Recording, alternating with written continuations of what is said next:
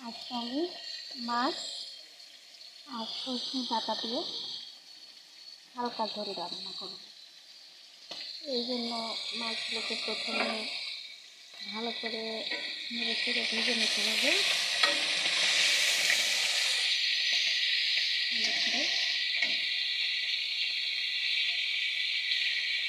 যখন ভাজা হয়ে যাবে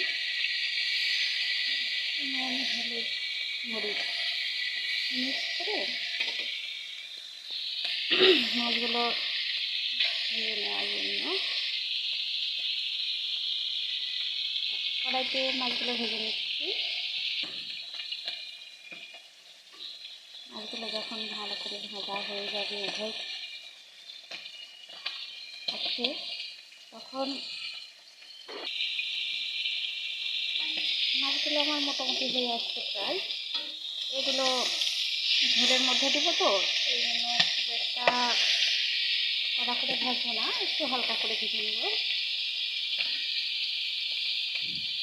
হালকা লাল লাল করে ভেজে নেবো, তারপরে এগুলো ঝোলে দিয়ে কমপ্লিট করবো।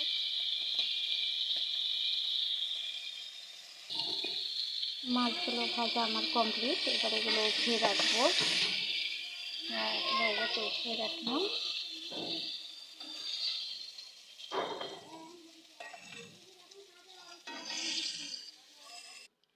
এবার আগে থেকে কেটে রাখা মশলাগুলো দিয়ে দিলাম।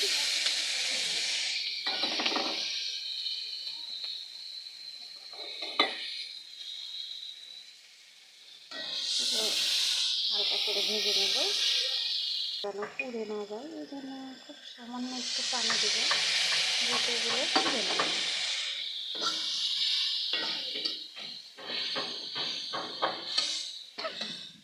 এবার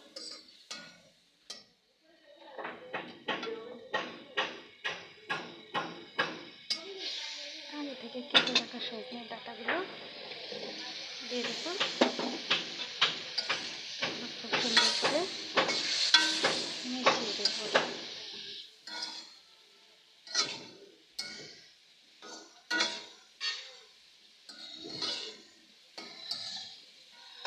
এবং ওটা কিছুক্ষণ কষিয়ে